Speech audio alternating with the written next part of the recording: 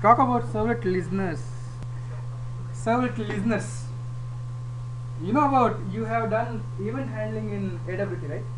If you click on a button will generate an event and you can write a listener for it, right?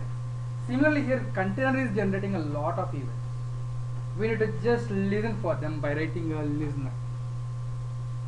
First listener I want to talk about is servlet context listener. There is an interface called servlet context listener. First I'll show you the API first of servlet, then I'll talk about I'll share this documentation also with you, just like Java documentation. Here we have JEE documentation, which I downloaded from the site. I'll just show you the documentation, then I'll talk about the listeners. Yeah, this is the documentation for JEE. Everything related to servlets is present in Java, in a package called javax.servlet, right? javax.servlet. Here is the servlet interface. This is the interface which we talked earlier, javax.servlet. All the interfaces which I talked till now are present in a package called javax.servlet and also javax.servlet.http package. Right? Now in javax.servlet there is an interface called servlet context listener. This is an interface, and here there are two methods: context destroyed, context initialized. Now let me tell about these two. Whenever we are deploying our application, whenever our application is getting deployed, I said container will read web.xml and it will create which object? Servlet context. Servlet context object will be created after reading web.xml, right?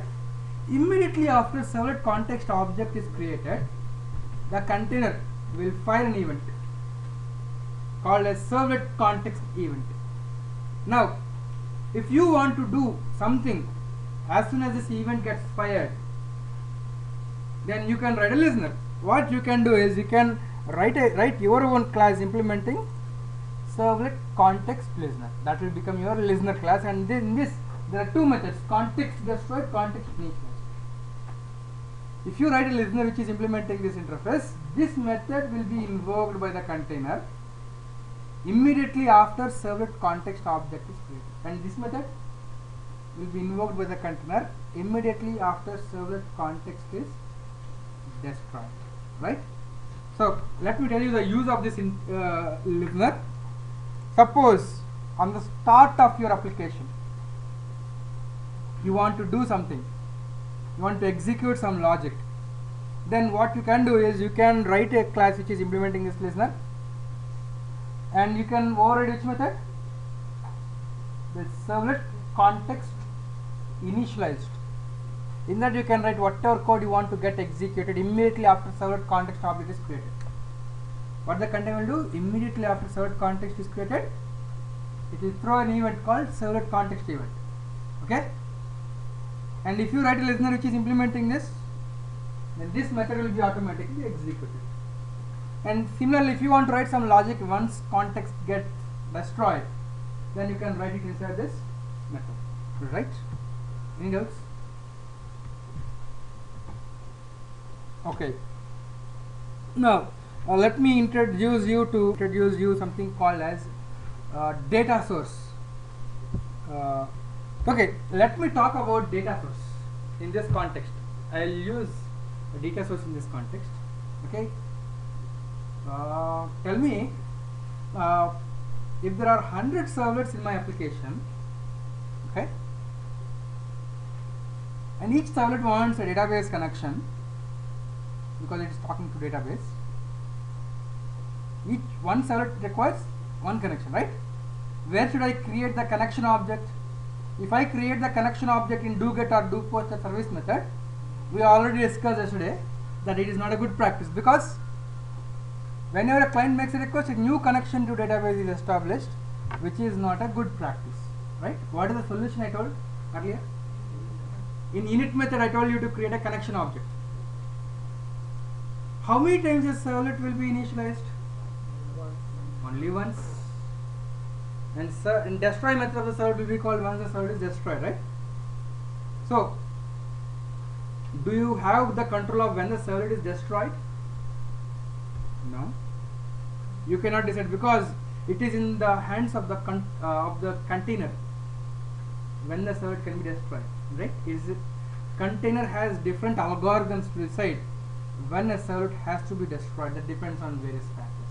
You cannot say when destroy method will be invoked by the container, right? So let us take an example. There are 100 servlets in my application, and each servlet wants a database connection. Okay, what can be done? I said if I create an object of connection in init method, you have to close it in destroy method, right? So as long as the servlet is there in memory, the connection will be alive. Do you agree? If I follow that, if I create a connection object in init method, it will be there, right? So if there are 100 different servlets in my application, how many connections will be alive? 100 connections will be alive to the database, right? 100 connections to database. Is it a good practice, do you think?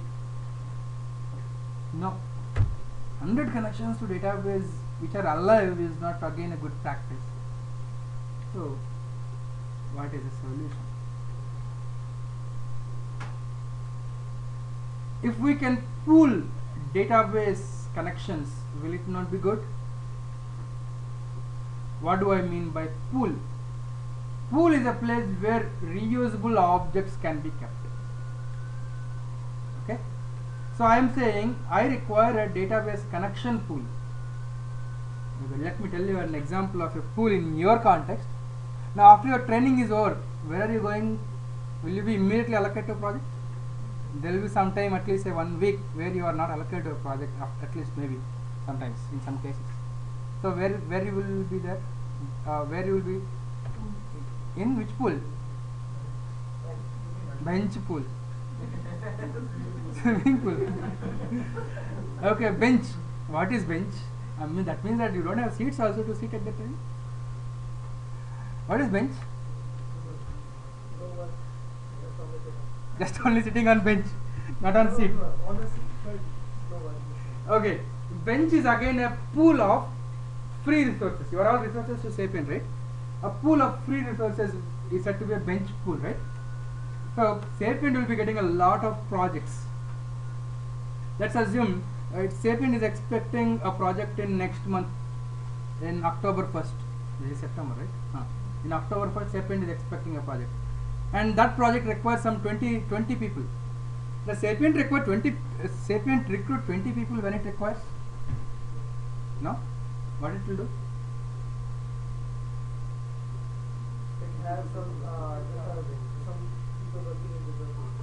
Yeah, it has some people who are sitting on bench without seats. So it has to pick, it will try to pick someone on the bench. Then if still they are not sufficient, then only they will hire, right? Okay, let's assume that you are working on a project and that project is over. Will they fire you? No. Again you will come to bench. So bench is a place where they will keep the free resources, right? Similarly, in my application there are 100 servlets. Each servlet wants a database connection, right? Whenever database connection is required, it will not make a connection at that point of time. It's like digging a well whenever you require water. You dig a well when you require water. When you require water? No. So it is not a good practice to create a connection object in your servlet. It will be good if you can maintain a pool of some database connections which are readily available, right? So what you can do is you can make a connection pooling mechanism. You can make your own application to pool database connections, but there is some ready-made facility. In Java EE, there is an interface called javax.sql.datasource. See here, there is an interface javax. In Java package only, in core Java only, there is a package called javax.sql.datasource. That is an interface, right? And there is an implementation of that interface given by some third-party vendors. Apache has its own implementation of data source interface. That implementation of Apache is called as Apache DBCP. Apache DBCP is a connection pooling framework. DBCP, database connection pooling. Apache has a framework called database connection pooling, Apache DBCP. This framework has some pre-built functionalities of making a pool of database connections, right? So in this Apache DBCP, they have a class which is implementing an interface called javax.sql.data source. They have some implementation. I'll just let you know the class. The class name is basic data source. This basic data source, which is given by Apache DBCP, is implementing this data source, right? So now what you can do in your application is you can create an object of basic data source like this. I'll just open some of Java class, and here I'll try to create an object of basic data source, new basic data source. See, basic data source is present in a package called arc.apache.tomcat.dbcp.dbcp.basic data source, right? It is a class which is implementing data source interface. So I'll just try to create an object, and I'll just want to explain a concept here. Basic data source is equals to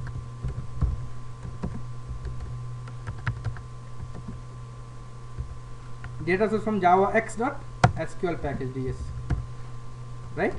To this data source, what I can do is data source dot set URL set. Okay, I'll just create it in an object of basic data source only. Okay, ds dot set URL. For connecting to database, we require URL, right? JDBC : Oracle : Tilm : at localhost something, whatever URL. So I can provide set URL, and I'll provide the URL. I'm not writing it for simplicity right now. ds dot set username. I'll set the username. ds dot set password. This is a password to connect to database. Data source dot set. What else is required? URL, username. Set driver class name. Data source dot set initial size set to. ds dot set max active size from 10. Okay, now what am I doing here? If I write this code, if this code is executed, right, what am I doing? I'm for the basic data source object, I'm setting the URL, username, password, driver class name, initial size, max active size, right? So this object is created. Once this object is created, if I want a connection, database connection in everywhere, what I can do is I can say ds dot get connection. It will return me an object of connection from javax.sql. So now whenever a connection is required for you, you always get it by using data source dot get connection, right? After this code is executed, if you call data source or get connection for the first time, what will happen is, here see I have set the initial size as 2, means internally this data source will be managing a pool of objects. Pool, again, a pool is a place where we keep reusable objects. Again, reusable objects I am saying, objects which can be reused. So internally data source will be managing a pool of objects. So whenever I say data source or get connection for the first time, I have set the initial size as 2, it will immediately create 2 connections and keep them inside the pool, right? But this data source or get connection has to return one connection object, it will return the connection object, right? Now in the pool, how many are there? 2 it created. When it has to return a connection object, it has to take one connection from the pool and give it to you, right? So in pool 1 is there, 1 is being used, right? Now suppose some other thread wants some other connection, another connection, what it will do? It will also again say data source dot get connection. But right now in the pool, how many are there? One is there. It will take that one, remove the one from the pool, and it will give it to the thread. Right? Now in the pool there are 0 objects. 2 connections were already created. Now 2 connections are busy, right? They are being used by some other threads. Right? So let's assume that another thread made a request for a connection. It wants a connection. It will also call data source dot get connection. But now it will see, is there any object in the pool? No. 2 connections were there, but they are busy. Now, what is the max active size? 10. So it can still create 8 more connections, right? It will create another connection and then assign it to the thread. Like that, the number of connections can grow up to a maximum of 10, right? Okay, so 10 threads, let's assume that they are using connection objects right now. When each thread's work is over, what they'll do? They'll say connection dot close. Once your work is done, you will say connection dot close, right? Once you say connection dot close, again the connection will not be actually closed. It will come back to the pool, right? So now one connection will be free in the pool, right? So I created a maximum of 10 connections, right? Out of which at a particular point of time 10 threads are using the connections. Now in the pool there will be 0 connection objects, right? When one thread has finished its execution using connection, it will call close. Connection will again come back to the pool. Now in pool 1 is there. Like that, if all the 10 are finished their working, again the 10 connections will come back to the pool, right? Suppose when connection is required, if there is some connection in the pool, some random connection will be taken and then it will be given back to you, right? But if there are no connections in the pool, you already said maximum number of active connections is 10. 10 connections are being used by 10 threads. 11th thread again asked for a connection. Now you have configured already maximum active to be 10. It will not create 11th connection object. The thread which is requesting for connection has to wait until one of the connection is free. Again until another connection comes back to the pool, it has to wait, right? Like that, some 10 number of connections can serve 100 requests also. Do you agree? Right? So is it not a good solution? Instead of making a single connection for every servlet, making a pool of connection objects, is it not a good solution? Right? So this is the one which you are going to use in your projects as well as from now. Whenever you want a database connection, you will never say class.pername driver manager.get connection, right? You should always, it's the best practice to use a data source, because data source is internally using connection pooling mechanism, right? Which will be able to, by using which a small number of connections can serve a large number of requests, right? So now you understood about the data source, right? Any doubts? Okay. Now this data source object has to be created somehow. Somewhere it has to be created, and it should be available to 100 servlets. In my application 100 servlets are there. All the 100 servlets should be sharing the same data source object. Now tell me, which is the best place to store this data source object? Very good. You can set an attribute of data source in servlet context, right? Okay. But again, where to write this code for creating data source and set it in context?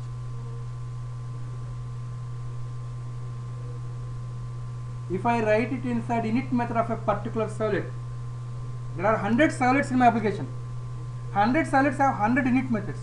In which servlet's init method should I keep this code? Right? So now I want this code to be executed immediately after servlet context is created. After servlet context object is created, immediately I want this code to be executed, and then this data source object should be kept inside servlet context, right? Then that can be good, right? So now what I want is, now the requirement, now you clearly got the requirement.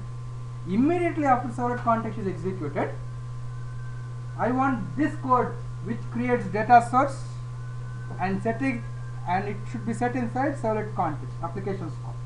This code should be executed. Now what is the best choice to write a listener, right? So just let me write a simple listener. I'll explain you the same thing.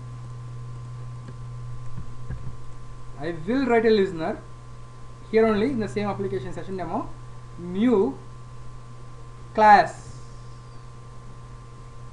my servlet context listener, or okay, I'll say my servlet context listener. Not, this is not a servlet. This is not a servlet, it is a new class. Remember, implements servlet context listener, right? So it will generate a class context destroyed, which is having two methods, context destroyed and context initialized. And what is this parameter? Event object.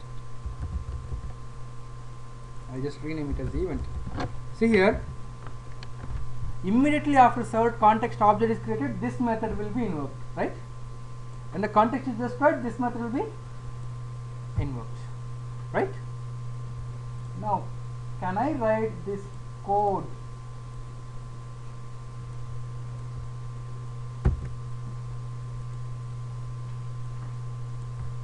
here?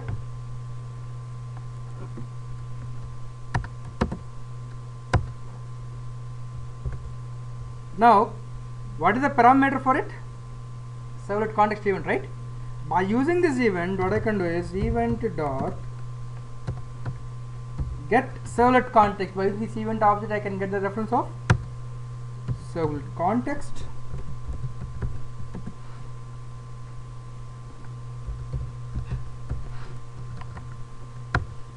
I got the reference of servlet context. Now can I set an attribute in the context? Context dot set attribute, set ds. So now this will be executed as soon as my application starts. Data source object is created with minimum of 2 connections and maximum of 10 connections. The number of connections you can decide according to your application. According to the load on your applications, you can decide maximum minimum number of connections. You can set it. Then in a servlet, if I want a connection object, how do I do it? Tell me here, how can I get a connection object in this servlet? First I have to get the servlet context. Get servlet context. I will get the servlet context object reference. Then context dot get attribute. Attribute name, what I gave there, ds. I will get the data source object.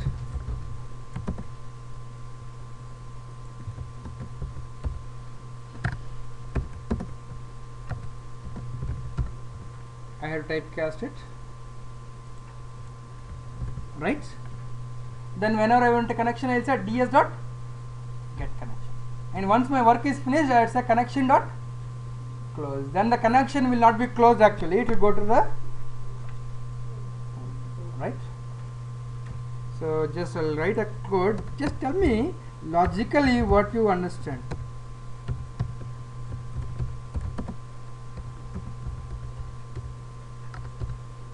I'll get a connection. It's throwing some exception. Okay, let me handle it. Okay.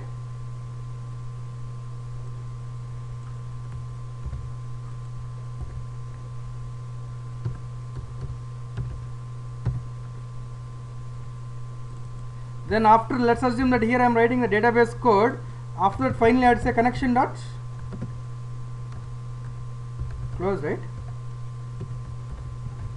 I have a logical question here. If I say connection dot close, the connection will go back to the pool. How is it possible?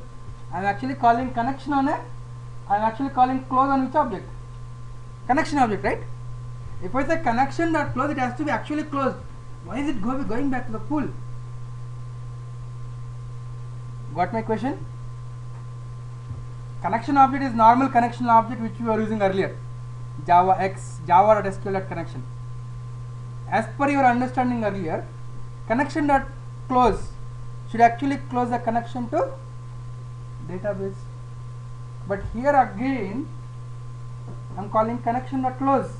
Now I am saying it will go back to the pool. How it will go back to the pool? Okay. Just this was a doubt which many people will be having. Let me clarify you so that you will be much more confident later.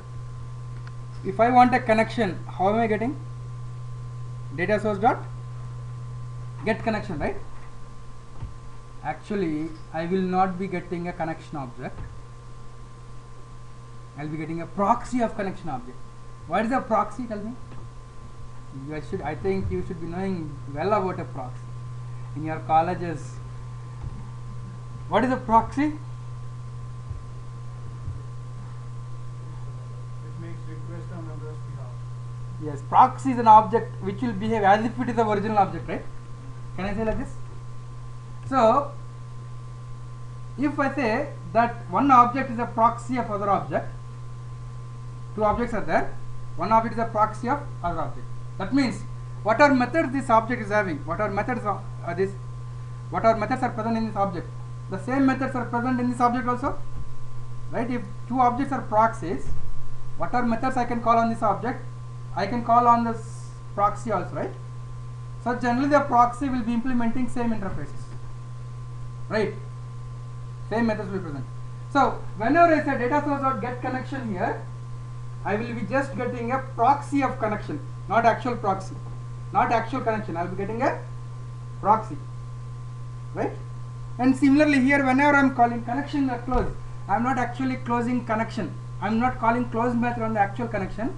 I am calling close method on a proxy. What that proxy will be doing is it will put the connection back into the pool. Alright, just understand this. I will be using a word called proxy later many times when I am talking about EJVs, when I am talking about struts. Lot of times you will be hearing this word proxy. Just I gave an introduction to what is a proxy. There will be lot more later. Okay. So now you understood by this example what is a listener, is it? Right? What is the use of a listener? If you want to do something, one context is created and one context is destroyed, you can keep it in the list, right? Once you write a class, how does the container know that this is a listener which has to be invoked? So after writing this listener, what you have to do is in web.xml, I just have to write a simple tag listener class. I just to configure com.sapient. What is my listener class? My servlet context listener.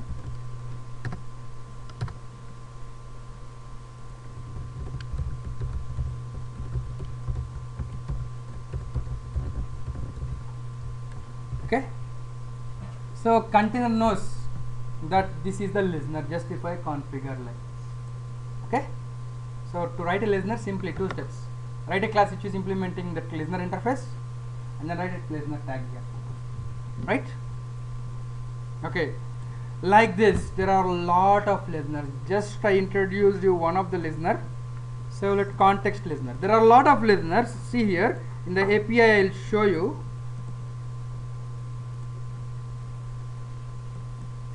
Here there is something called servlet context attribute listener. What are the methods here? Attribute added, attribute removed, attribute replaced. Can you guess when this attribute added will be called? The class name is servlet context attribute listener. Can you add an attribute to your servlet context dot set attribute? Whenever you add an attribute to the servlet context, you want some logic to be executed. Then you can write such a logic and say attribute added method, right? Similarly, if you want to remove an attribute from servlet context, what you can do is servlet context dot remove attribute. If you want some logic to be executed whenever an attribute is removed from servlet context, you can write it inside this method. Similarly, attribute replaced, if you give a different value for an attribute, this method will be called, right? So accordingly, according to your application, you have to implement any of the listener. And also there is something called as servlet request listener. Guess when this, see what is the method, what are the methods present here? Request initialized, request destroyed. Guess when will this method be invoked? Request initialized.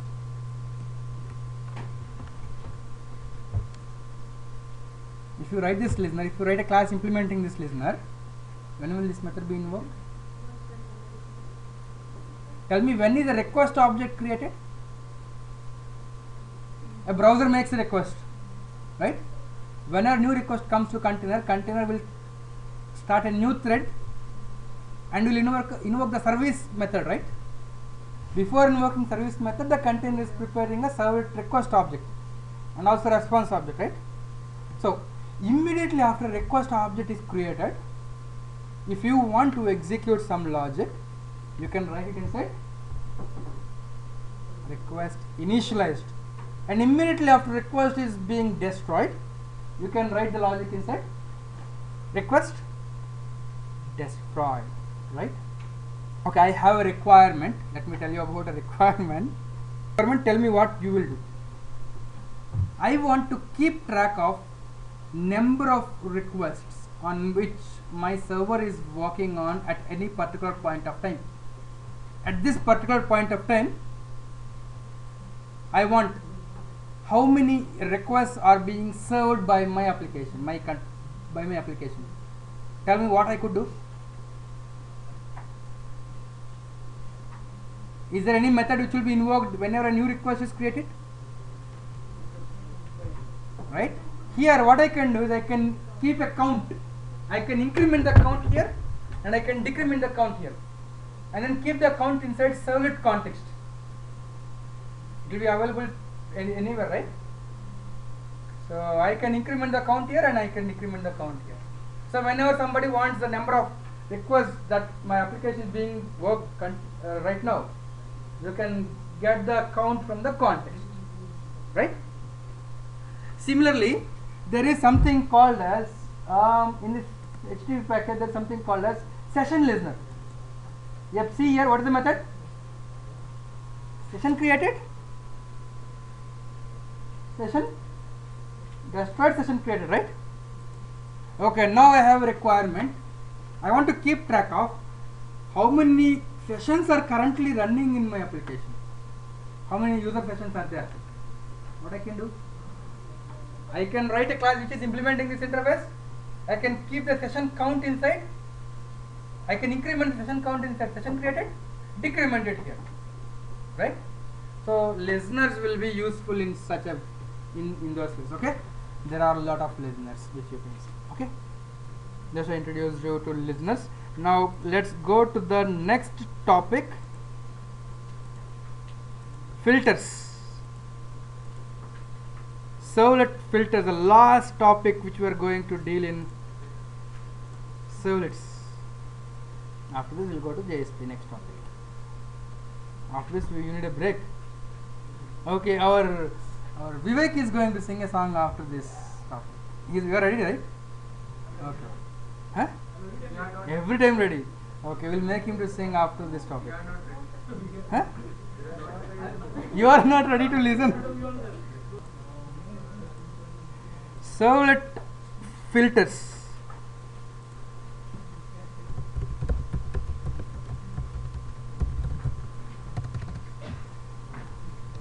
Whenever I give a request, the request first comes to web container or web server first? Tell me. Web server. Web server will forward to web container, right? Okay. Now web container is the one who is responsible for invoking my servlets according to the URI, right? Now I have a requirement. Before my servlet's service method is invoked by the container, I want to run some logic and after my service method gets invoked, after the service method of my servlet gets invoked, I want some other logic to be invoked. Means before my servlet I want some logic, after my servlet is executed I want some logic to be executed, right? I can use filters for that purpose. Servlet filter. Example, let me take an example. I want to check, let's assume that I have some 100 servlets in my application. I want some 10 servlets to be accessible only by a role called admin. Only admins who log into my application should be able to access those servlets. Others should not be able to access those 10 servlets. Means before my servlet service method is invoked, I need to check who is the person who is invoking the servlet, right? So before my servlet service method is invoked, I want some code, some security code which will check for the user's role to be executed, right? So such a code I can keep it inside my filter, right? And after the servlet is executed, let's assume the servlet is returning you some response, but the user said I want the response as a PDF document. Okay, generally the response will be HTML or text or HTML, but my client said I don't want text or HTML response, I want the response in a PDF format. So a PDF document has to be created with the content of this response, right? That means the output whichever the servlet is giving me, before the output reaches the client, I want some logic to be executed which will create a PDF document, right? Means there are some cases where I want some logic to be executed after servlet service method is executed, right? So the code which is executed after the servlet service method is invoked is called as post processing code. After my servlet is processed, post processing code. And before my servlet is invoked, if I want some code to get executed, such code is called as pre-processing code. So now tell me, filters can be used for pre-processing and post-processing of a servlet's request, right? Okay, that's just a definition of what is a servlet filter. Servlet filter can be used for pre and post processing of servlet request. Alright, okay, just see here, I will create some small application and later I'll give you time to execute it. Just see what I am doing. Okay, I'm creating a servlet new application, servlet filters.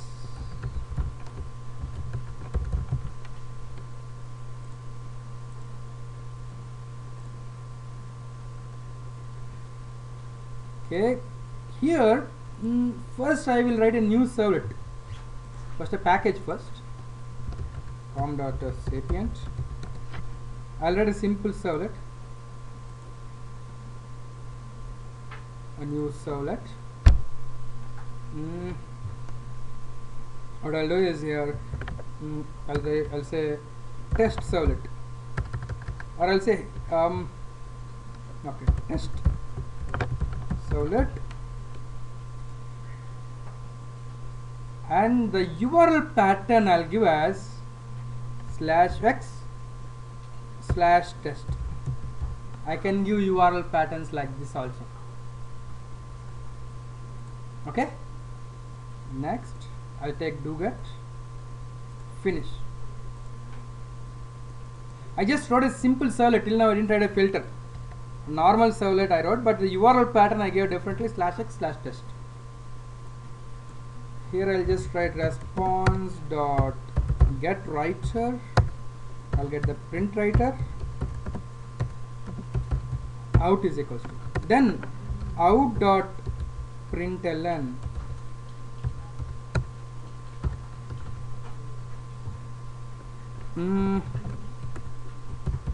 this is from test servlet. A simple servlet. Till now I didn't write anything else. Now what I want is, before this servlet is invoked, before this method is invoked, I want some pre-processing to be done. So I told filter is the best place to keep some pre-processing code.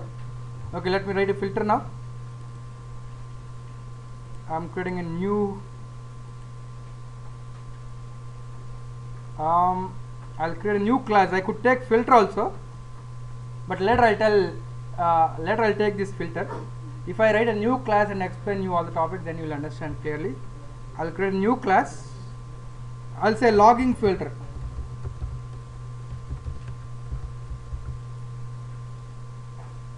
Implements an interface called filter. Sorry. Filter from Java X dot servlet.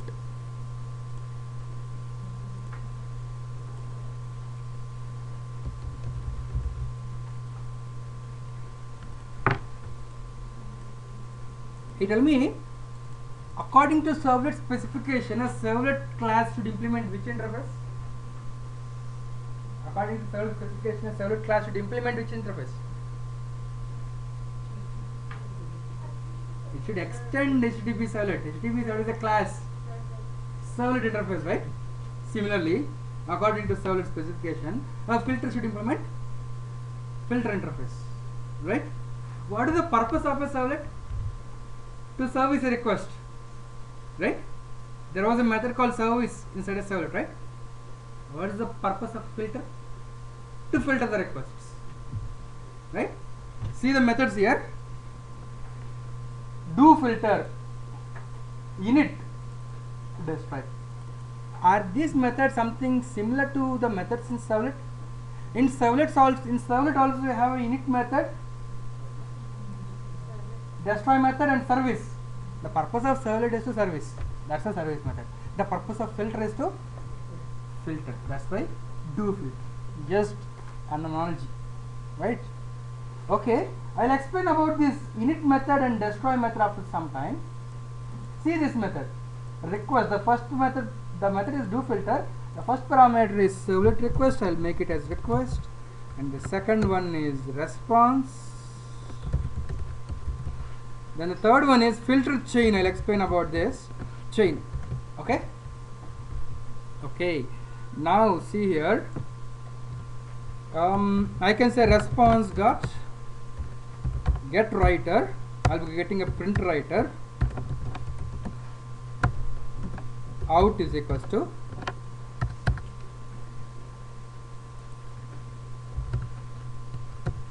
then out dot println. Here I'll write in filter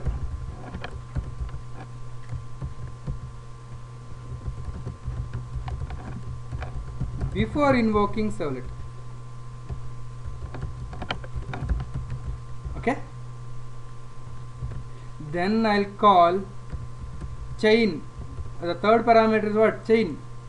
Chain dot do filter. Do filter is taking which parameters? Request and response. I'll pass request and then response. Then I will write here out dot println in filter after invoking servlet. Right? See this logic. I wrote something inside do filter method, right? Okay. After writing a class which implements filter, I had to write some configurations at web.xml. After earlier, first time whenever I wrote a class implementing servlet, I wrote servlet tag and servlet mapping tag in web.xml, right? Web.xml is a place where we have to tell to the container about our servlets or filters. So now after writing this, I can write in web.xml. I will write a filter tag. See here, for configuring a servlet tag. For configuring a filter tag similarly.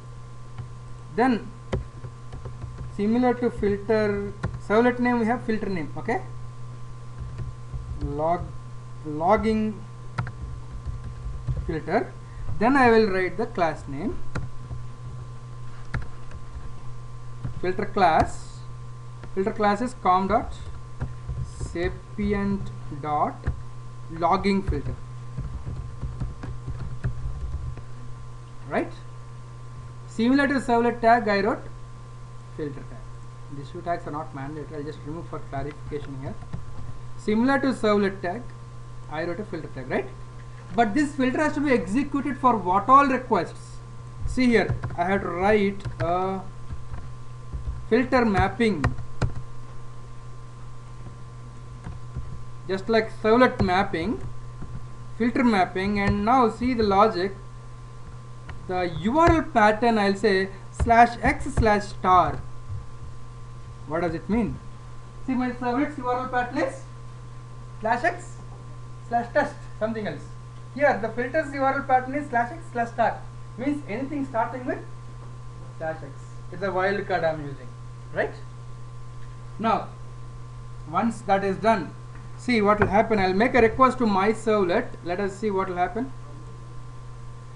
Just see, now I'll give you time to write after some time. Okay, see here. See, I gave a request to /x/test.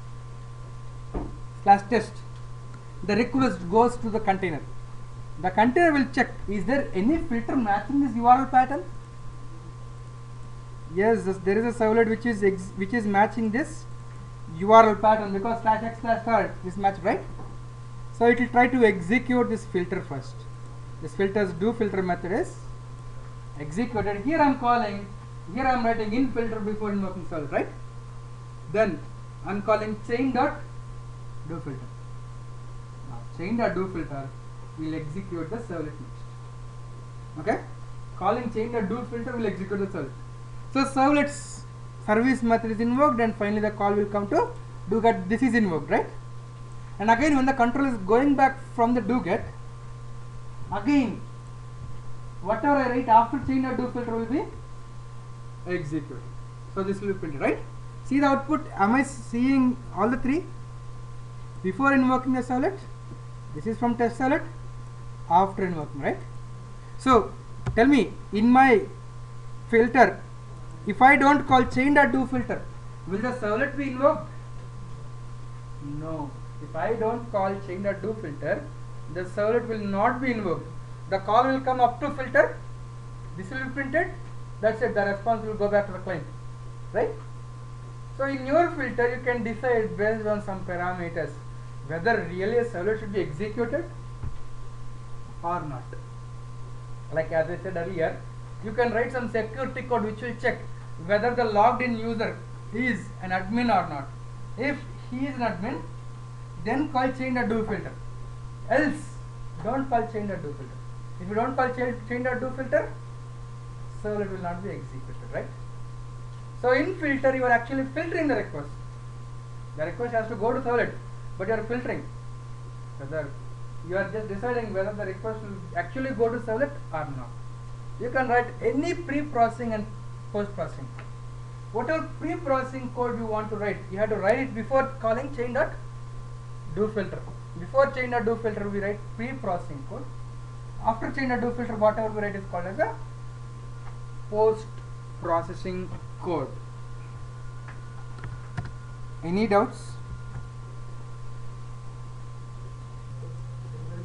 Okay, see here, in this filter, again in filter there is a method called destroy and there is init method, right? Tell me, when is a servlet initialized? When a first request comes for servlet, then only servlet is initialized, right? If there is a servlet for which I didn't give any request at all, will it be initialized? No. A servlet will be initialized only upon the first request, right? But filter will automatically be initialized once I start my application, right? Even before the request also, even before zero request also, filters will be initialized even before zero request. No need to give a request for a filter. Yeah, tell me. Sir, Another thing, there can be 100 servlets in my application, right? In this application I just wrote one servlet here, right? Now, if there are 100 servlets, for all 100 servlets, should my filter be executed before and after? Or only for some servlets, before executing some servlets, you want the filter to be executed? You have to decide. Alright? If you want this filter to be executed for all the requests, what you can do is, instead of doing like this, you can say slash star. Slash star means every request will be mapping to this URL pattern. So this filter will be executed for all requests. Or if I say slash x slash star, now tell me, if any request matching this URL pattern slash x slash star, after x something else can come, then only this filter will be executed, right? Now tell me, if I give a request ending with which is just like this, http://localhost:6060/ application name is filter demo /abc. If I give a request like this, let's assume that there is a servlet with URL pattern /abc. If I give a request like this, will this filter be executed? Because this filter is mapping only to /x, anything which is matching this. This URL pattern is not matching that URL pattern, so that filter will not be executed, right? So now the next concept which I want to tell you is, I will continue with the same discussion after some time. Let me complete about initialization. Init method, when will this be called? When the application starts, all the filters will be initialized. No need to give a first request also. But when is the servlet initialized? Whenever a first request comes. If there are no requests for a particular servlet, then the servlet will not be even initialized, right? That's what you need to understand, right? And one more concept. There are, let's assume in my application there is a servlet which is having something like /a/ the URL pattern of my servlet is /a/b. This is one servlet. This is servlet, okay? And there is another servlet /a/x/c. This is another servlet, right? Now there is a filter with /a/star. This is one filter, and there is another filter. In my application there can be 100 filters also, right?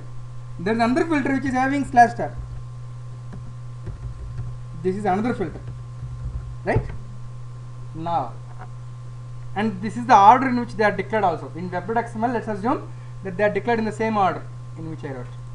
Now I will give a request like this, http://localhost something, then /a/b.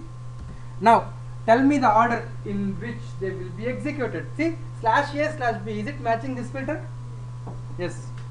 So first this filter's do filter method will be called, right? So in do filter, what are you doing actually? Chain dot do filter. You have to call chain dot do filter, otherwise the next ones will not be executed, right? So let's assume in first servlet you call chain dot do filter, right? As you call chain dot do filter, it will search, is there any other filter which is matching the same URL pattern? There is a next filter also, right? So this filter's do filter method will be called, right? All the filters are over.